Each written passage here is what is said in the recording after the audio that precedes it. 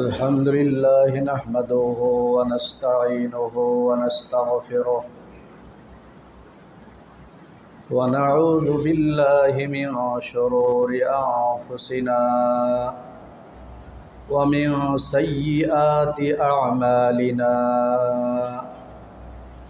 من يهده الله فلا مضل له ومن يضلله فلا هادي له ونشهد أن لا إله إلا الله وحده لا شريك له ونشهد أن سيدنا وسندنا وحبيبنا ومولانا محمدا عبده ورسوله الذي أرسله الله إلى كافة الناس بشيرا ونذيرا وداعيا إلى الله بإذنه وسراجا منيرا أما بعد فقد قال الله تبارك وتعالى في كلامه المجيد وفرقانه الحميد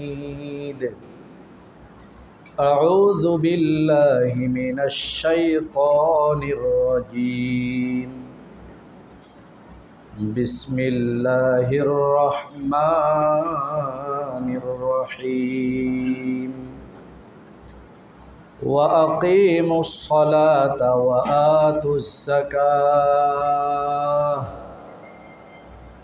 وما تقدموا لأنفسكم من خير تجدوه عند الله إن الله بما تعملون بصير وقال رسول الله صلى الله عليه وسلم إذا أمرتكم بشيء فآتوا منه ما استطعتم وإذا نهيتكم عن شيء فافعلوا منه وإذا نهيتكم عنه فاتركوه أو كما قال عليه الصلاة والسلام اللهم صل على محمد وعلى آل محمد كما صليت على إبراهيم وعلى آل إبراهيم إنك حميد مجيد محترم حاضرین মহান আল্লাহ রব্বুল আলমিনের আলিশান দরবারে আল্লাহ পাকের দেওয়া পবিত্র জবান দিয়ে আল্লাহ পাকের কালিমত শুকর আদায় করব যে আল্লাহ রব্বুল আলামিন আমাদের সকলকে এমন এক ফিতনা ফাসাদের যুগে ঈমান নিয়ে বেঁচে থাকার তৌফিক দান করেছেন। যেই যুগে একজন ঈমানদার যদি ঈমান নিয়ে চলতে চায় তাহলে সর্বদিক থেকে বাধার সম্মুখীন হতে হয়। এমন কঠিন পরিস্থিতিতে যে আল্লাহ রব্বুল আলামিন আমাদের সকলকে অত্যন্ত দয়া করে মায়া করে মোহাব্বত করে আল্লাহ পাকের ঘর মসজিদে সময় মতো উপস্থিত হয়ে কোরআন ও হাদিসের কিছু কথা বলা এবং শোনার তৌফিক দান করছেন, দিল থেকে মোহাব্বতের সাথে জবান খুলে উচ্চ আওয়াজে আল্লাহ রব্বুল আলামিনের শুকর আদায় করি আলহামদুলিল্লাহ। মুহতারাম হাজরিন, এই পৃথিবীতে মানুষ যতটুকু নেক আমল করবে ততটুকু নেক আমলের বদলা এবং প্রতিদান আল্লাহ রাব্বুল আলামিন তাকে দিবেন। যে যতটুকু গুনাহ করবে সেই গুনার শাস্তি তাকে নিশ্চিতভাবে ভোগ করতে হবে, এতে কোনো সন্দেহ নেই। যে যত নেক আমল করতে পারবে আল্লাহ রাব্বুল আলামিনের কাছে তার সম্মান এবং অবস্থান তত উঁচু। আর যে যত গুনার কাজ করে করে নিজের জীবনকে এবং আখিরাতকে ধ্বংস করল, দুনিয়ার মানুষের কাছে সে চালাক সচেতন বলে স্বীকৃতি অর্জন করলেও আল্লাহ রাব্বুল আলামিনের নিকটে তার কোনো মর্যাদা সম্মান বলতে কিছু নেই। এই জন্য রাসূল আকরাম সাল্লাল্লাহু আলাইহি ওয়াসাল্লাম উম্মতের জন্য তিনটি আমলের কথা বিশেষভাবে বলে দিয়েছেন। তিনটি আমল যদি আমরা করতে পারি আল্লাহ পাকের ফজলে করমে শুধু দুনিয়ার মানুষের কাছে আমরা সম্মান অর্জন করতে পারবো এমন নয়, আখিরাতের জগতে আল্লাহ পাকের ফজলে করমে আল্লাহ যদি দয়া করেন আখিরাতের জগতেও সর্বোচ্চ সম্মানের আসন দখল করতে পারবে যদি তিনটি আমল কেউ করতে পারে। আমরা সকলেই চাই আল্লাহ রাব্বুল আলামিনের কাছে যাওয়ার সময় শেষ বিদায় যেন আমাদের নেক হালতে হয়। যে দুনিয়ার সবচেয়ে পাপী ব্যক্তি তাকেও যদি জিজ্ঞাসা করা হয় আপনি দুনিয়ার থেকে যাওয়ার সময় কিভাবে যেতে চান, তো সেও বলবে আমি চাই দুনিয়ার থেকে এমনভাবে যাইতে যে হয়তো কোরআনে পাক তেলাওয়াত করতেছি, নামাজ পড়তেছি, মোনাজাত করতেছি, সেজদায় পড়ে কান্নাকাটি করতেছি, এমন বরকতপূর্ণ অবস্থায় যেন আমার ইন্তেকাল হয়। দুনিয়ার সবচেয়ে বড় গুনাহগার মানুষকে জিজ্ঞাসা করলে সে এই কথাই বলবে। সবাই চায় আমার শেষ বিদায় এবং আমার মৃত্যুটা যেন অত্যন্ত সুহালতে হয়, নেক হালতে আমল করতে করতে যেন আমি আল্লাহ পাকের সাথে সাক্ষাৎ করতে পারি, সকলেই চায়। অথচ হাদিস শরীফে আল্লাহ নবী ইরশাদ করেছেন আল্লাহ পাকের স্বাভাবিক নিয়ম হলো যে যেভাবে জীবন যাপন করবে তার ইন্তেকাল সেভাবে হবে।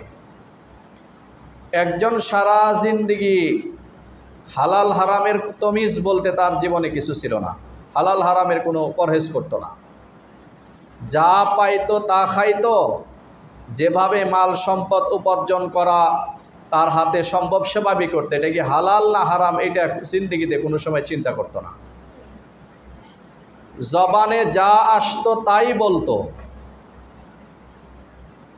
কোনো জবান মনে করতো যে আমার জবান আমি যা বলবো তা।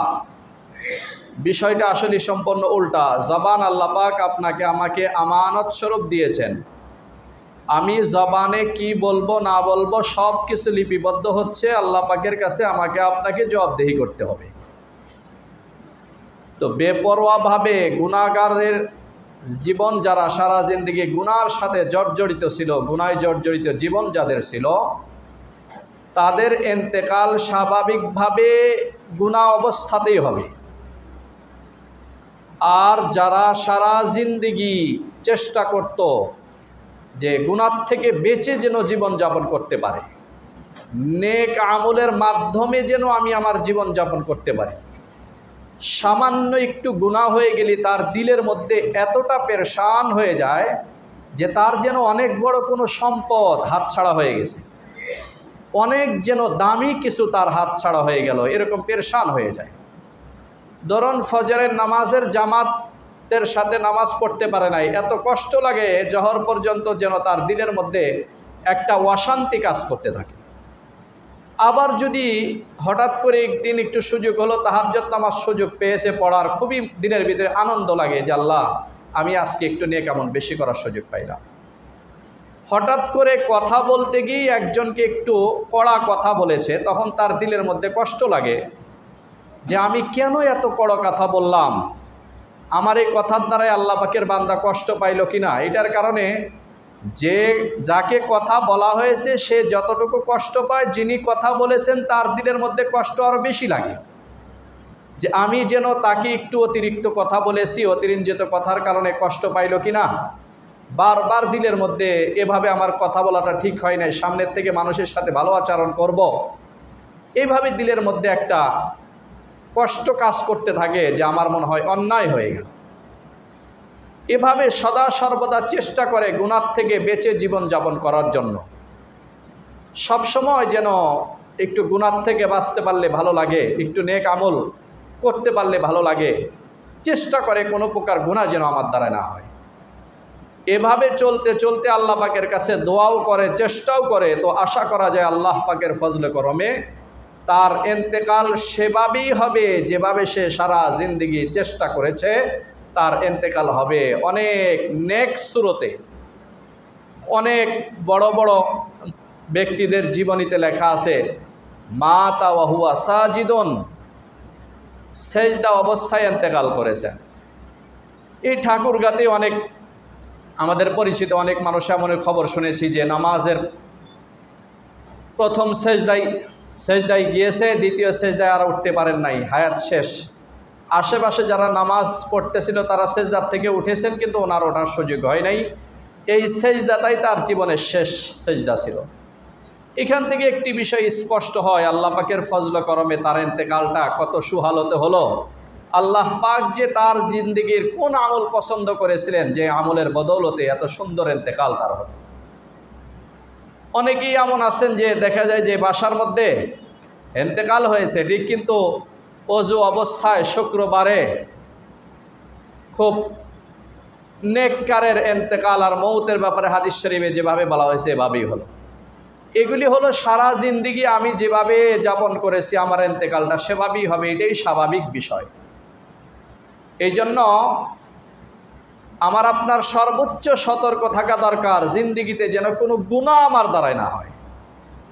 5 ওয়াক্ত ফরজ নামাজ পড়লাম, জাকাত ওয়াজিব হলে জাকাত দিলাম, হজ ফরজ হলে হজ করলাম, রমজান শরীফের রোজা রাখলাম, ফরজ সমস্ত আমল করলাম, সাথে সাথে বাড়তি নফল যদি আমি নাও করতে পারি, এতটুক তো নিশ্চিত হতে হবে যে আমি জীবনে কোনো সময় আল্লাহ পাকের ফজল করমে কোনো গুনাহ আমি কোনো সময় করি না।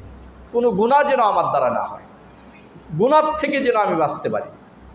বর্তমান যুগে বিশেষ করে গুনাহ থেকে বাঁচাটা অনেক বড় কামেল ব্যক্তির আলামত। গুনাহ থেকে বাঁচা, কোনো প্রকার গুনাহ যেন আমার দ্বারা না হয়। আপনার বিষয় তো আমি দায়িত্ব নিতে পারবো না, আমি বিষয়ের থেকে বেশি আপনাদেরকে ওয়াজ করতে পারবো, বুঝাইতে পারবো, শোনাইতে পারবো, মানার বিষয়টা আপনার।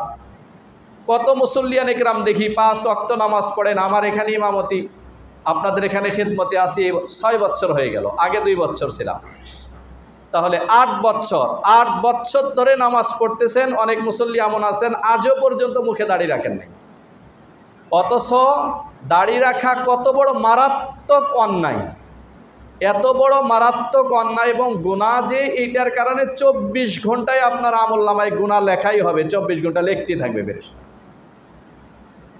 অনেকে আবার এমন আছেন যে নিজে তো দাড়ি রাখবেন না, শয়তান আবার তাকে ওয়াসওয়াসা দেয় যে অমুকে তো দাড়ি রেখে অনেক কাজ করে, খারাপ কাজ করে, গুনার কাজ করে, তো তুমি তো দাড়ি না রেখে 5 ওয়াক্ত নামাজ পড়ো, তো তার চাইতে তুমি অনেক ভালো আছো। শয়তান এভাবে ধোঁকা দেয়। এত বছর যাবৎ নামাজ পড়তেছেন, কিন্তু দাড়ি কোনো সময় মুখে আসুক, দাড়ি রাখতে পারলাম না, আফসোস হইতেছে, একটু দাড়ি রাখার চেষ্টা করি, এই বিষয়ে অনেকের মধ্যে কমতি। দোয়া করি আল্লাহ রাব্বুল আলামিন যাদের মধ্যে কমতি আছেন, এই এক মুষ্টি দাড়ি নিয়ে কবরে যেতে হবে। যদি আপনার এক মুষ্টির দাড়ি কম হয়, এক মুষ্টির কম, এই দাড়ি রাখা না রাখার মধ্যে কোনো লাভ নাই। হ্যাঁ, এমন যদি হয়ে থাকে যে আপনি নিয়ত করেছেন এখন থেকে আপনি দাড়ি রেখে দিয়েছেন আর হাত দিবেন না, এই এখনো বড় হয় নাই, এখান থেকে আপনার গুনাহ লেখা হবে না। কিন্তু যতক্ষণ পর্যন্ত আপনার এক মুষ্টির কম দাড়ি নিয়ে কবরে যাবেন, এই দাড়ি কবিরা গুনাহ, দাড়ি না রাখা, এই একটা কবিরা গুনার মানুষের জাহান্নামে যাওয়ার জন্য যথেষ্ট, আর দ্বিতীয় কোনো কবিরা গুনাহ লাগবে না। এই জন্য সারা জীবন ভর শুধু যুবক থাকতে চায়, বুড়া হতে চায় না, দাড়ি কোনো সময় রাখতে রাজি না। কেউ বা যদি রাখে, এরপরে এমনভাবে রেখেছেন যে এমন স্টাইলের দাড়ি সব জায়গায় যেন চলে, ভালো করে এক মুষ্টি পরিমাণ দাড়ি রাখেন নাই, এটা কমতি। আল্লাহ পাক যেন আমাদের সকলকে এই কমতি এবং এই গুনাহ থেকে বাঁচার তৌফিক দান করেন। এরপরে মুহতারাম হাজিরিন, আল্লাহ রাব্বুল আলামিন হাবিব সাল্লাল্লাহু আলাইহি ওয়াসাল্লাম উম্মতকে তিনটি আমলের কথা বিশেষভাবে বলে দিয়েছেন। তিনটি আমল যদি তুমি করতে পারো, আল্লাহ পাকের ফজলে করমে আল্লাহর ওলি এবং আল্লাহ পাকের সর্বোচ্চ পছন্দনীয় বান্দা হিসাবে স্বীকৃতি অর্জন করতে পারবে। তার প্রথম নম্বর এবং দ্বিতীয় নম্বর আমলের কথা হাদিস শরীফে রাসূল আকরাম সাল্লাল্লাহু আলাইহি ওয়াসাল্লাম এক হাদিসে একত্রে বলে দিয়েছেন। সহিহ বুখারী শরীফের হাদিস, রাসূল আকরাম সাল্লাল্লাহু আলাইহি ওয়াসাল্লাম ইরশাদ করেন, মাই ইয়াজমান লি মা বাইনা রিজলাইহি ওয়া মা বাইনা লিহইয়াই ওয়া মা বাইনা লাহইয়াই আজমান লাহুল জান্নাহ।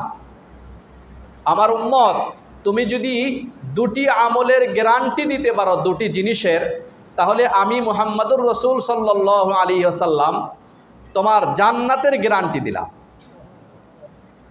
দুটি বিষয়ের গ্যারান্টি তুমি যদি দিতে পারো, আমি মুহাম্মদুর রাসূল সাল্লাল্লাহু আলাইহি ওয়াসাল্লাম তোমাদেরকে গ্যারান্টি দিলাম, আল্লাহ রাব্বুল আলামিন তোমাকে নিশ্চিতভাবে জান্নাতে যাওয়ার তৌফিক দান করবেন।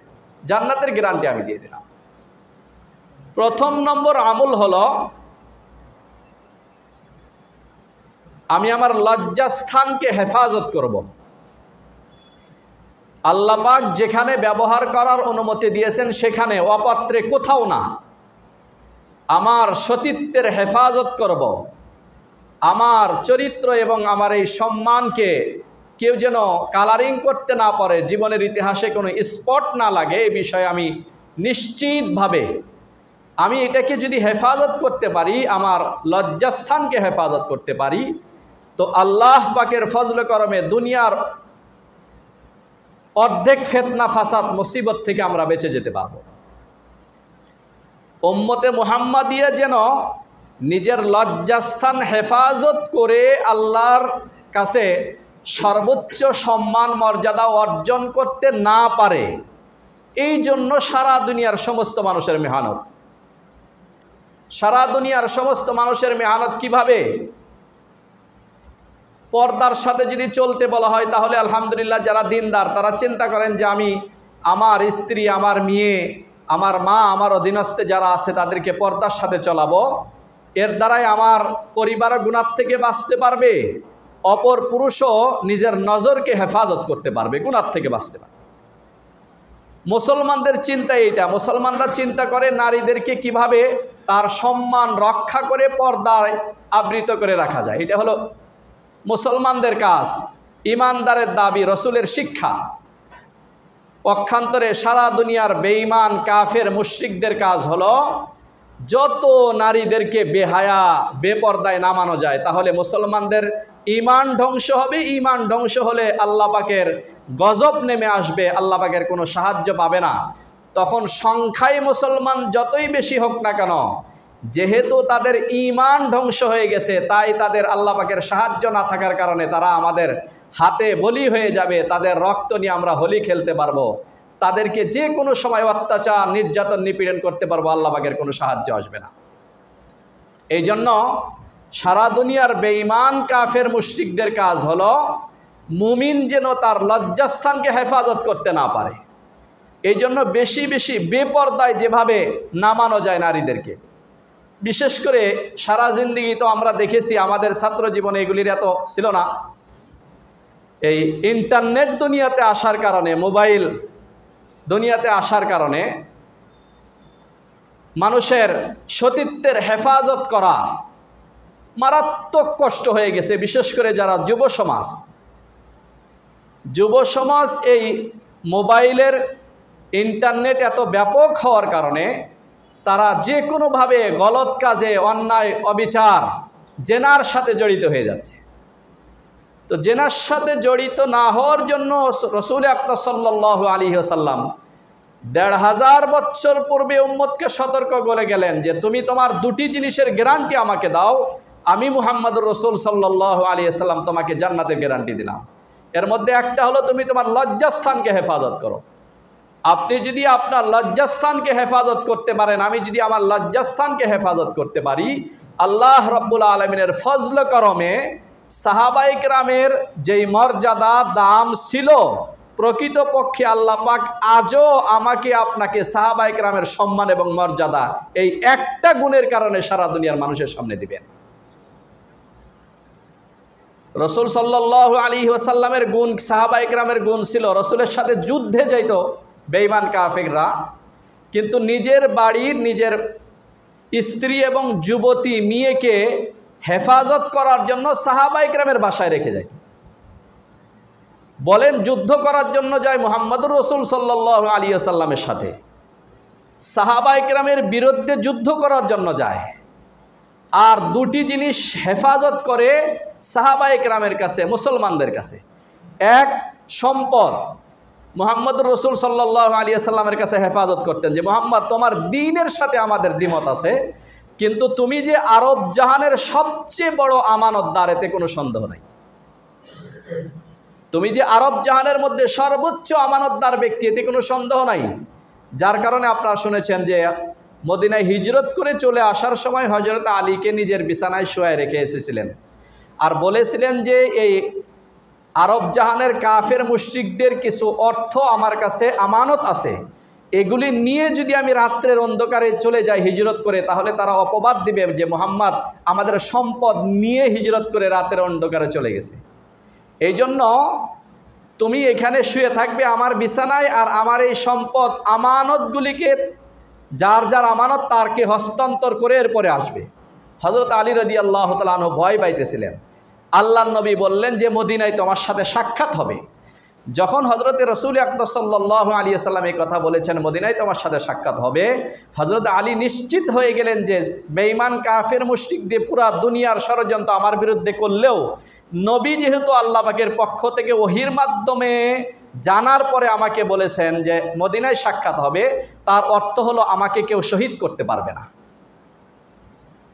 তাহলে সাহাবায়ে কেরামের বিরুদ্ধে যুদ্ধ করতে যাওয়ার পরেও সাহাবায়ে কেরামের কাছে নিজেদের যুবতী মেয়েকে হেফাজত করার অর্থ হলো সাহাবায়ে কেরামের এই গুণ ছিল। চরিত্রের এই গুণ দাগ লাগানোর মতো আজ পর্যন্ত ইতিহাসে কেউ লাগাইতে পারে নাই। আর রাসূল সাল্লাল্লাহু আলাইহি ওয়াসাল্লামের সোহবতের বদৌলতে আখিরাতের ভয় তাকওয়া অর্জন হওয়ার কারণে জিনা করে মানুষ সরাসরি আল্লাহর কাছে, আল্লাহ রাসূলের কাছে এসে স্বীকার করতেন, ইয়া রাসূলুল্লাহ আমি জিনা করেছি, আপনি আমাকে তহহির নিয়ে ইয়া রাসূলুল্লাহ আমাকে পবিত্র করুন, আমি জিনা করে আমার দিলকে, আমার জাহের বাতেন সব কিছুকে আমি নাপাক করে ফেলেছি, আমাকে পবিত্র করুন, আমি পবিত্র হয়ে আল্লাহ পাকের কাছে পবিত্র অবস্থায় উঠতে চাই, নাপাক অবস্থায় উঠতে চাই না। এই জন্য মুহতারাম হাজিরিন, আল্লাহ রসুল বলেছেন তুমি তোমার লজ্জাস্থানকে হেফাজত করো। আমি যদি এটাকে কন্ট্রোল করতে পারি তাহলে সব জায়গায় আমার দাম আছে আলহামদুলিল্লাহ, আর যদি এটাকে আমি নিয়ন্ত্রণ করতে না পারি তাহলে এই মানুষ কোথাও নিরাপদ না। কারণ যাদের এই চরিত্রের স্পট আছে তারা খালি সন্ধান করতে, সময় সুযোগ তালাশ করতে থাকে, যখন সুযোগ পাবে তখন এই অন্যায় আর খারাপ কাজে নিজেকে ব্যবহার করার জন্য প্রস্তুত থাকে। যার কারণে অনেকেই এভাবে কোনো এক সময় এই বিষয়টি ফাঁস হয়ে যায়। মেশকাত শরীফের এক হাদিসে রাসূল আকরাম সাল্লাল্লাহু আলাইহি ওয়াসাল্লাম ইরশাদ করেন, সারা জিন্দেগি তুমি যদি একটা নেক আমল সারা পৃথিবীর সমস্ত মানুষের চোখের আড়ালে একটা নেক আমল করে যাও, সারা জিন্দেগি পৃথিবীর মানুষের চোখের আড়ালে একটা নেক আমল করে গিয়েছ, সেই নেক আমল তুমি যতই লুকিয়ে করো একদিন এই নেক আমলের বরকত সারা দুনিয়ার মানুষের সামনে অবশ্যই প্রকাশ পাবে, তুমি যতই এটাকে ছুপানোর চেষ্টা করো। অনুরূপভাবে তুমি যদি একটা খারাপ কাজ লুকিয়ে লুকিয়ে গোপনে করো, সারা জিন্দেগি ভর করো, কোনো একদিন আল্লাহ পাক এই খারাপ কাজটা অবশ্যই মানুষের সামনে প্রকাশ করে দিবে। হাদিসে এমন কথা আছে যে একটা পাথরের ভিতরে বসে যদি তুমি খারাপ কাজ করো, এই পাথরের কোনো দরওয়াজা নাই, ছিদ্র নাই, বন্ধ পাথর, এই পাথরের ভিতরে সংরক্ষিত স্থানে বসে যদি খারাপ কাজ করো, কোনো একদিন এই পাথরের ভিতর থেকে এই খবরটা সারা দুনিয়ার মানুষের কাছে ফাঁস হয়ে যাবে, মানুষ জানাজানি হবে, তুমি যদি এটাকে সেভ করার চেষ্টা করো। এই জন্য মুহতারাম হাজিরিন, রাসূল আকরাম সাল্লাল্লাহু আলাইহি ওয়াসাল্লাম উম্মতকে সতর্ক করেছেন যে দুটি জিনিসের গ্যারান্টি যদি দিতে পারো, এক নম্বর লজ্জাস্থানকে হেফাজত করো, দ্বিতীয় নম্বর হলো জবানকে হেফাজত করো।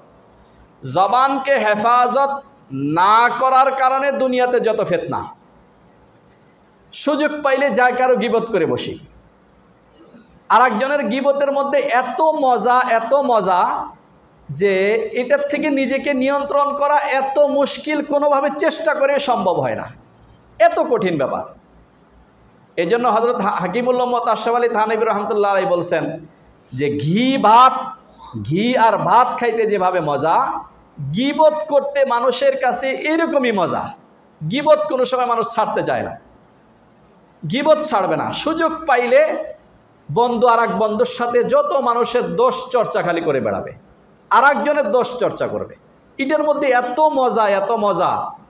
অথচ এটি এত একটা খারাপ জিনিস যে গীবত আপনি যার করবেন আপনার সমস্ত নেক আমলগুলি ট্রান্সফার হয়ে যাবে তার আমলনামায়, তার বদ আমলগুলি আপনার আমলনামায় চলে আসবে। তো আপনি গীবত করে কত বড় ক্ষতি করছেন, আমলনামাকে একদম পুরো শূন্য করে দিচ্ছেন। এই 2 নম্বর। এই জন্য হাদিসের জগতে সর্বোচ্চ কিতাব বুখারী শরীফ, এই বুখারী শরীফের যিনি লেখক ইমাম বুখারী রাহিমাহুল্লাহর জীবনীতে লেখা আছে, বুখারী শরীফের আজও পর্যন্ত যত ব্যাখ্যা গ্রন্থ লেখা হয়েছে তার মধ্যে সর্বোচ্চ ব্যাখ্যা গ্রন্থ ফাতহুল বারী, আরবি ভাষায় লেখা। এই ফাতহুল বারীর ভূমিকা ইমাম বুখারীর জীবনীতে লেখা আছে। ইমাম বুখারী বলেন যে ইন্নী লা আরজু, আমি আশা করি, আন আলকাল্লাহ তাআলা, যে আমি আল্লাহ পাকের সাথে সাক্ষাৎ করব, ওয়ালা ইউহাসিবুনি আন্নী ইগতাবতু আহাদান, আমি আল্লাহ পাকের কাছে যদি দাঁড়াই, আল্লাহ পাক আমাকে কারো গীবত সম্পর্কে জিজ্ঞাসা করবেন না, এ বিষয়ে আমি অনেকটাই নিশ্চিত। কিভাবে জীবনযাপন করেছেন ইমাম বুখারী রাহিমাহুল্লাহ, যে উনি বলেন আমি আল্লাহ পাকের সামনে দাঁড়াইলে গীবতের সম্পর্কে আল্লাহ পাক কোনো প্রশ্ন করবেন না, এ বিষয়ে আমি নিশ্চিত। কিভাবে সতর্কতার সাথে জীবনযাপন করেছেন। আপনি গীবত বন্ধ করে দেখেন, সামান্য একটু আমল করবেন, এটার বরকত আর এটার নূরানিয়ত আপনার দিলের ভিতরে আপনি বুঝতে পারবেন। এই জন্য কোথাও যেই বন্ধুর সাথে বসলে আপনার গীবত শেকায়েত হয়, এই বন্ধুর সাথে ওঠা বসা বন্ধ করে দেন।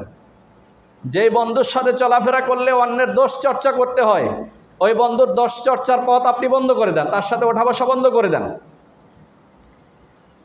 যার সাথে আপনি বসে হঠাৎ করে গীবত শুরু হয়ে গেল, তাকে বলেন যে গীবত হচ্ছে, আমি এখানে শুনতেও পারবো না, বলতেও পারবো না। এভাবে যদি বলতে পারেন, হাদিস শরীফে আল্লাহর নবী ফজিলত ঘোষণা করেছে। এই হলো জবান হেফাজতের একটা। আর একটা হলো, আপনি জবান হেফাজতের অর্থ হলো দুইটাই। একটা হলো গীবত ছাড়তে হবে, দ্বিতীয় নম্বর আপনি হালাল হারাম তমিজ করে আপনাকে খাইতে হবে। হাদিস শরীফে রাসূল আকরাম সাল্লাল্লাহু আলাইহি ওয়াসাল্লাম ইরশাদ করেন, বান্দা বিপদ আপদ মুসিবত থেকে বাঁচার জন্য আল্লাহ পাকের কাছে হাত উত্তোলন করে এত চিল্লাচিল্লি করে মনোযোগ সহকারে আল্লাহ পাকের কাছে কান্নাকাটি করতে থাকে যে আল্লাহ আমাকে পেরেশানির থেকে হেফাজত করো, আমাকে রক্ষা করো, আমার বিপদ থেকে আমাকে বাঁচাও। এত মনোযোগ সহকারে কান্নাকাটি করতে থাকে, কিন্তু আল্লাহ রাব্বুল আলামিন তার এই কান্নাকাটি শোনেন না, কবুল করেন না। কারণ হলো মা'কালুহু হারামুন ওয়া মাশরাবুহু হারামুন ওয়া মালবাসুহু হারামুন, তার খানা পিনা লেবাস সব কিছু হারাম টাকা। সেই জন্য যত দোয়া করে কোনো দোয়া আল্লাহ পাকের কাছে কবুল হয় না। এই জন্য দোয়া কবুল হওয়ার প্রথম শর্ত হলো আপনার খানা পিনা যেন হালাল হয়, হারামের কোনো কিছু যেন না থাকে। এই হলো 2 নম্বর। 3 নম্বর হলো নজরকে হেফাজত করুন। আমি যদি নজরকে হেফাজত করতে পারি, আল্লাহ পাকের ফজলে করমে আল্লাহ পাক সকল পেরেশানি মুসিবত থেকে, গুনাহ থেকে আমাকে হেফাজত করবেন। আর নজর হেফাজত করা অনেক বড় মুশকিল ব্যাপার। সামনেতে যখন চলতে থাকে, তখন বেগানা নারী সুন্দর চেহারা যখন আসে, তখন ইমানি পরীক্ষা। ইমানদার তখন চিন্তা করে, এই 2 মিনিটের জন্য আমি দেখব, মনের লালসা মিটাবো, একটু সামান্য ভালো লাগবে, এই তো একটু, কিন্তু আল্লাহ পাকের কাছে আমি কালারিং হয়ে যাব। বান্দা যখন কোনো একটা গুনাহ করে, সামান্য একটা গুনাহ করার কারণে মানুষের দিলের মধ্যে স্পট পড়ে যায়, কালো দাগ। তওবা না করা পর্যন্ত, গুনাহ থেকে একদম গুনাহ না ছেড়ে দেওয়া পর্যন্ত কালো দাগ তার দিলের ভিতরে এভাবে থেকেই যায়। এই জন্য হাদিস শরীফে রাসূল আকরাম সাল্লাল্লাহু আলাইহি ওয়াসাল্লাম হযরত আলীকে বলেন, ইয়া আলিয়্যু লা তুতবিউন নাজরাতান নাজরাতা, আলী অনিচ্ছাকৃতভাবে তোমার যদি কোনো বেগানা নারীর উপরে নজর পড়ে, তাহলে এই নজরটা অনিচ্ছাকৃতভাবে পড়ছে, ফিরিয়ে নাও, আল্লাহ পাক এটা মাফ করে দিবেন। কিন্তু ফাইন্না লাকাল উলা ওয়ালাইসাত লাকাল আখিরা, ইচ্ছাকৃতভাবে দ্বিতীয়বার অথবা প্রথম নজরকে লম্বা করবে, অনেকক্ষণ দেখবে, এটা আল্লাহ পাক ছাড় দিবেন না। আর নজরকে হেফাজত করার ফজিলত সম্পর্কে রাসূল আকরাম সাল্লাল্লাহু আলাইহি ওয়াসাল্লাম ইরশাদ করেন, মা মিন মুসলিমিন ইয়ানজুরু ইলা মাহাসিনি ইমরাআতিন, কোনো মুসলমান ঈমানদার যদি কোনো বেগানা নারীর সৌন্দর্যের দিকে দেখতে থাকে, প্রথম নজর পড়ল, এরপরে তার নজরকে হেফাজত করলো আল্লাহ পাকের ভয়ের খাতিরে, তো রাসূল আকরাম সাল্লাল্লাহু আলাইহি ওয়াসাল্লাম বলেন, আহদাসাল্লাহু ইবাদাতান ইয়াজিদু হালাওয়াতাহা, আল্লাহ পাক তাকে ইবাদতের মজা এবং স্বাদ এমনভাবে অনুভব করা তৌফিক দান করবেন যে ইবাদতের মজার কারণে ইবাদত সে ছাড়তেই পারে না, ইবাদত ছাড়তেই পারে না। একটা হলো নজরকে হেফাজত করতে হবে। নজরকে হেফাজত না করলে নামাজ পড়লেও কোনো মজা পাই না, ছেড়ে দিলেও কোনো কষ্ট লাগে না। এই জন্য এই তিনটা আমল যদি করতে পারি, লজ্জাস্থানকে হেফাজত করলাম, জবানকে হেফাজত করলাম, নজরকে হেফাজত করলাম, আল্লাহ পাকের ফজল করমে এই জামানায় ওলি হওয়ার জন্য, আল্লাহ পাকের পছন্দনীয় বান্দা হওয়ার জন্য, আল্লাহ পাকের জান্নাত পাওয়ার জন্য বাকি সমস্ত ফরজ আমলগুলি ঠিক রেখে যদি আমলগুলি করতে পারি যথেষ্ট। রাসূল আকরাম সাল্লাল্লাহু আলাইহি ওয়াসাল্লাম নিজেই গ্যারান্টি দিয়েছেন, সহিহ বুখারী শরীফের হাদিস। আল্লাহ রাব্বুল আলামিন আমাদের সকলকে এই তিনটি জিনিস হেফাজত করে আল্লাহ রাব্বুল আলামিনের নৈকট্য অর্জন করা তৌফিক দান করে।